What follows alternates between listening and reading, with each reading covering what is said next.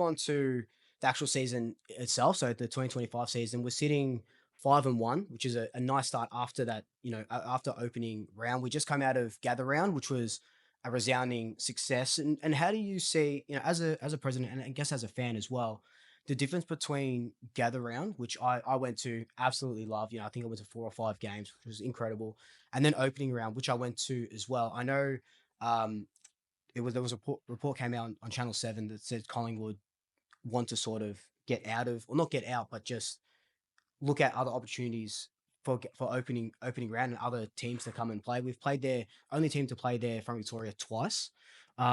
What does what does opening round sort of look like going forward? So firstly, I agree with you on Gather Round. Amazing experience. It just works Yeah. really, really well.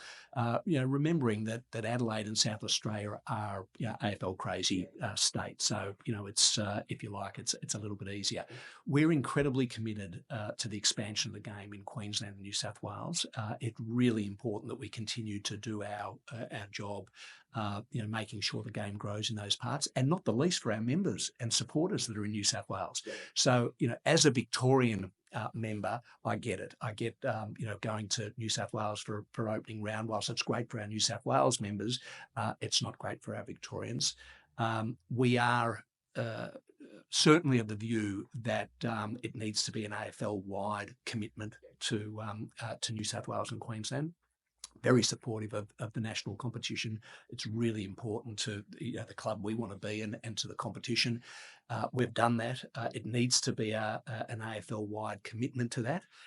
And like you, as a passionate Victorian supporter, would I like to see a big game at the MCG for our opening round? Yes.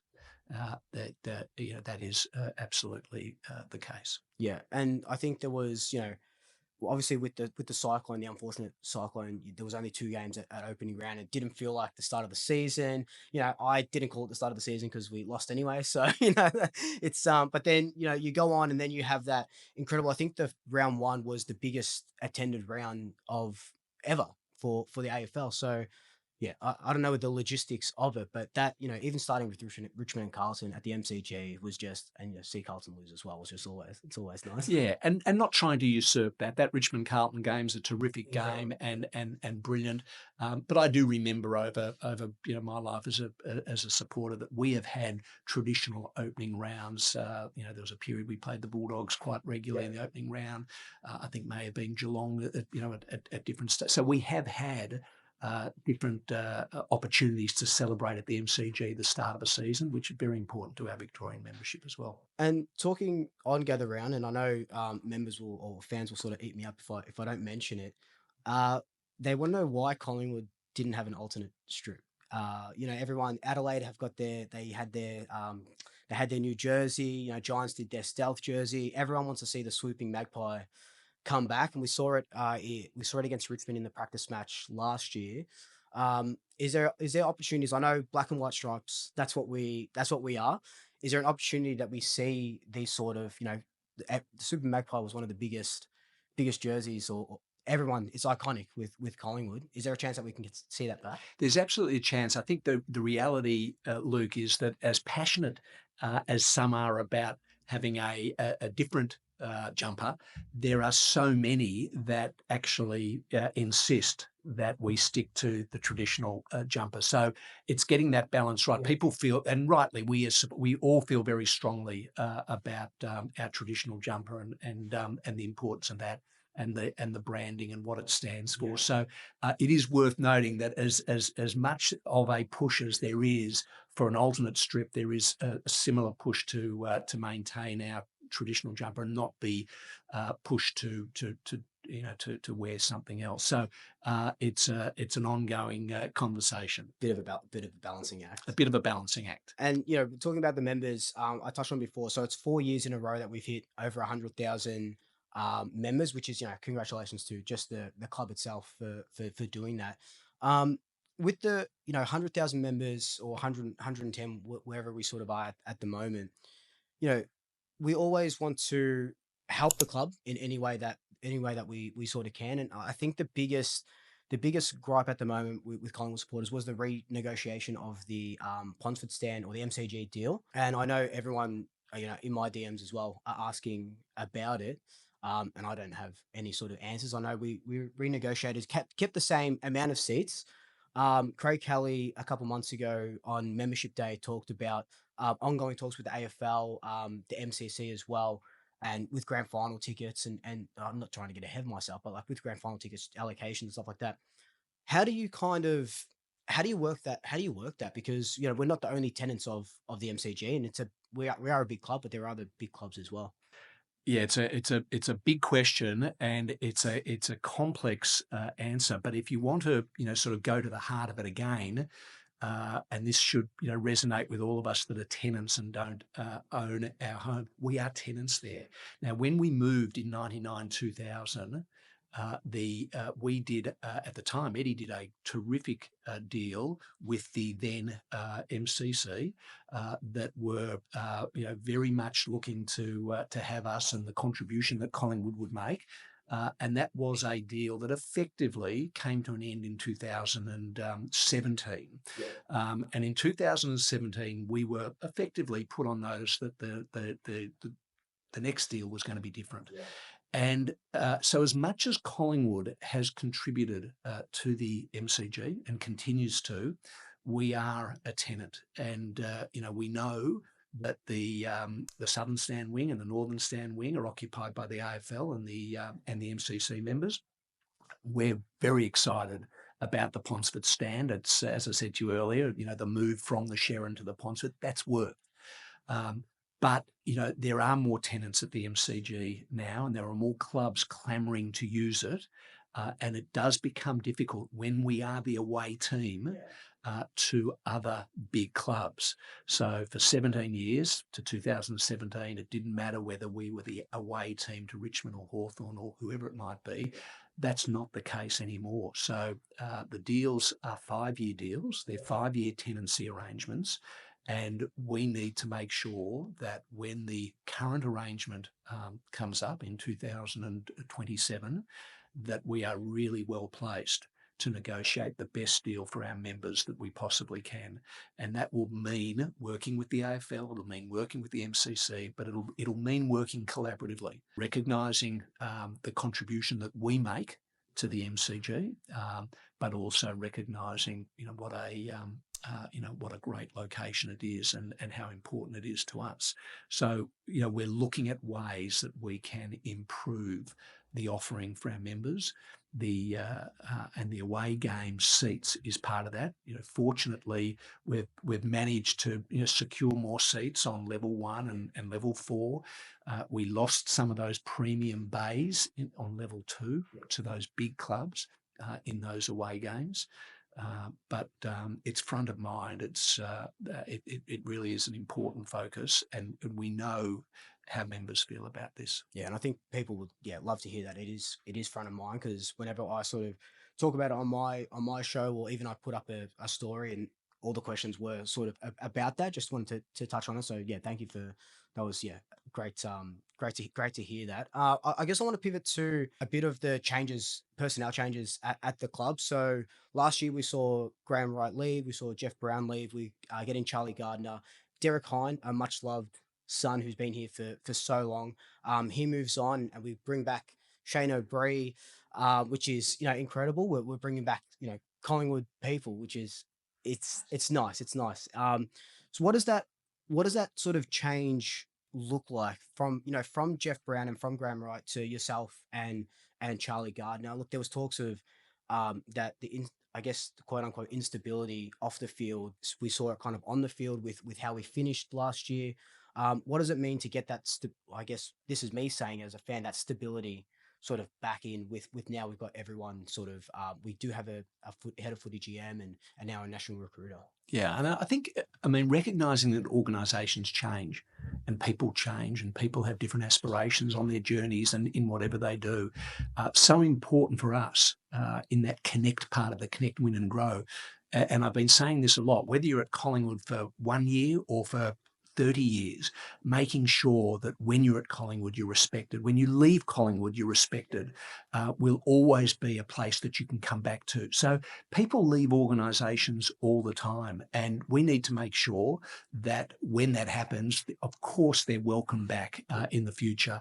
And that's just organisational change. Now, then the important thing is how you go about replacing them and making sure that you've got the best people. Couldn't be more delighted with Charlie, and Charlie Gardner's got an incredible football resume. He's doing an amazing job, and so we're so lucky to have him. And the same goes with Shane O'Brien. So the organisation moves on, the people change. None of us are irreplaceable. And that's so important too. To when you think about whether it be a president or whether it be a GM of footy or whatever it is, making sure that you set the organisation up for success after you leave. Yeah. So not making it about you as an individual and your time at the club, but how well is the club set up for when you leave? And that's really important to the success of organisations. And if you have a look at that, whether it be in business or sport around the world, you'll see the best do that really well. Succession planning, making sure that organisations are so much more than individuals.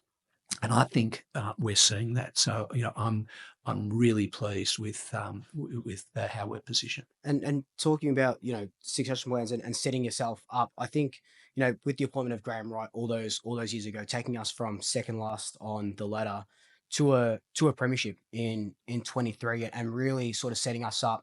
Big decisions were made. With Trelaw, with Grundy, those sort of contracts and players leaving. And I know I touched on it a bit earlier. Craig Kelly again earlier spoke about free agency and what that sort of means with players just exploring their option. And it's a new world than it was, even 10, 15 years ago. And we are going to see play. We've seen it multiple times, not just with Collingwood, just with the AFL, just in general, with big players, big name players, household names, sort of moving around. Where do you see that the free agency model and big names? And I guess the elephant in the room is like Braden Maynard. There's all that sort of talk on him, but this question is not about him, but it's just about what free agency sort of looks like going forward as well, with being more open, kind of like what the rugby is with their contracts. And it's here to stay, Luke. Free agency is here to stay, and it's going to grow. And player movement is a function of where we're at. So what do we do? What we do is, and I don't want to keep coming back to it, but it is connect, win, and grow, Yeah. because we need to make sure that in that process we remain a club that people want to be part of. And that goes to culture, it goes to values, it goes to what we stand for, and it goes to how people think about us, talk about us, and perceive us. And if we get those pillars right, then we will be a net winner, a net beneficiary from that process, because we'll be part of a club that people want to come to and people want to work at. And that doesn't mean just players, it means coaches, it means high performance, and frankly, administration staff. And so all of that working together is what the responsibility of the board really comes down to. And if we get that right with the development academy that we're setting up, with all of the things that we're talking about, then we will be net winners in a world that is changing, and we're not going back 20 or 30 years. So free agency is a factor, will continue to be, and we can be, if we do this right, we can be net winners. And you touched on the academies that we have set up, and we obviously got the Peter Dacos Academy, the NGA academy as well. And I guess these last couple of years, and Fly came out and said it last year, where we want players and picks, we want to be for the now. If there's a chance to win a flag, you take it. Look at the models of like Geelong and a Sydney and a Brisbane, who are always sort of competing. And obviously that aligns with the board. Otherwise, we wouldn't be here where we are today. With getting rid of those first round picks and with those academies coming up, is that sort of forefront, especially this year? We've got the chance to get 3 or 4 players from the academy, so we can afford to, you know, um, those first round picks become excess to what we need, and we bring in a Dan Houston, we bring in a Perryman, a Lockie Schultz sort of as well. we're finding those best players that come in, knowing that we do have father son like Tommy McGuan is amazing already, and him lining up with Nick Dacos and more. It's just I think as a Collingwood supporter, that's sort of really good to see that it's not just we're not just for the here and now. We are sort of setting up for the future as well. Yeah. And I share your enthusiasm as a fan. So, I'm sitting here first and foremost as a passionate Collingwood person. So I share your enthusiasm. But the important thing from a board perspective, from an organisational perspective, is you don't want presidents or directors interfering in that stuff. What you want presidents and directors doing is making sure that we've got the very best people making those calls and making those decisions and presenting strategic plans to the board, presenting their outlooks, and that's from a board perspective and a president's perspective where that starts and finishes. Yeah. Not talking about whether that guy's got a better right foot than left foot, Yeah. and so that's when you start to get into trouble. So that governance piece. And as I say, as a supporter, as a mad Collingwood man, that's exciting. But make sure that we've got the best people making those calls, and we do. Yeah. And then the board plays the appropriate governance role, but not interfering in those decisions. I guess that's a good segue into what does a day of being the Collingwood president look like? Because we know it's a volunteer role, correct? And you talked off camera about it's not the 1 to 2 hours that Jeff Brown sort of promised you. So what does that for people who don't know, like I don't know, like what does it look like? What does it entail? Well, at the end of the day, it's about Luke being of service and being of service to the people around the club and showing that in the form of leadership in whatever form that might take on a day-to-day basis. So, it's making sure that we're appropriate. We're looking after our sponsors, our commercial partners. It's making sure that we are available, that I am available at any time, on any occasion, to be of service to the people at the club that may need that assistance. It's making sure that those big strategic pillars that we've talked about, some of the big initiatives that we talked about, are getting the appropriate discussion, the appropriate consideration at board level. That we're making sure that we've got people around the table with a diversity of skills, so that we're not just looking at things perhaps with a financial lens, that we're looking at things with a marketing lens. So there's always exciting things happening, and sometimes less than exciting things. But at the end of the day, how can we help? And how can I help the club grow and be the best version of itself in those key areas, and particularly at the strategic level? So not interfering day to day. We have an amazing executive that run the club day to day. That's not what the board or the president should be doing, but providing the strategic overlay, making sure that those key decisions that need to be made, those key things that we've been talking about, get the right amount of discussion and the right amount of input. So it can be very different on a day-to-day basis. Sometimes, like you, I just want to come watch training and be a fan and just enjoy standing here and watching training, because as I say, that's the invisible thread that binds all of us. We just we love our club. Yeah, and no, that's perfect. And you touched on at the start. I kind of want to circle back to the word legacy that we sort of touched on, and standing on the shoulder of giants, which has been your you said your biggest thing.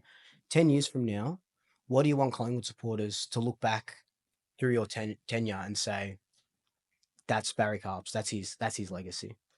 Well, as I said to you earlier, it's not about personal legacy. Yeah, So first and foremost, but we have some incredible opportunities in front of us now to position the club in the very, very best position for the next 50 years. So, and we've talked about the MCG, we've talked about AIA, the precinct here, we've talked about Victoria Park, we've talked about the Development Academy and what that could look like. There's so that just if we can get those things done, then we're not talking about securing this club for the next 5, 10 years. It could be the next 50, 100 years. And that would be incredible to say that I was part of that, and making sure that, we get stuff done. So, loving being of service. I love that. And look, before we do leave you, and you can go and watch training after this as Thank well. you. The camera's there if you want to say anything to the Magpie Army. It's you got the Oh, floor. thank you. Well, I just want to say thank you for getting us over 100,000 members, and well on the path to breaking last year's membership record. We love you guys, as Fly constantly talks about the 19th man, so important to what we do and who we are as a club. And please make no mistake, we are trying to do everything possible to look after our members and supporters and our fans. At the end of the day, I've said it a few times, it is the invisible thread that binds us. We're all passionate about our club and what it stands for, and I just want to thank everyone, and again, thank you, Luke, because what you do is really, really important. Thank you. No, I appreciate it. Barry, thank you so much. I got you just a little, Oh, a little Swoop cap. perfect. Thank you. I don't know if it's a good running cap, so I don't know if you thank run, you but very much. Very, there we very happy go. with that. Thank There we you. go. He looks Thank you. great in it. He looks great in it. Thank Barry, you. again, thank you so much for your time. From the bottom of my heart, I really appreciate it. I know the Magpie fans will appreciate it as well, just for facilitating this and all the backroom stuff that facilitated this. I'll be forever grateful. So Anytime. thank you again. Anytime. Thank Good on you, you, Barry. Luke. Thank you. Thank you. Thank you.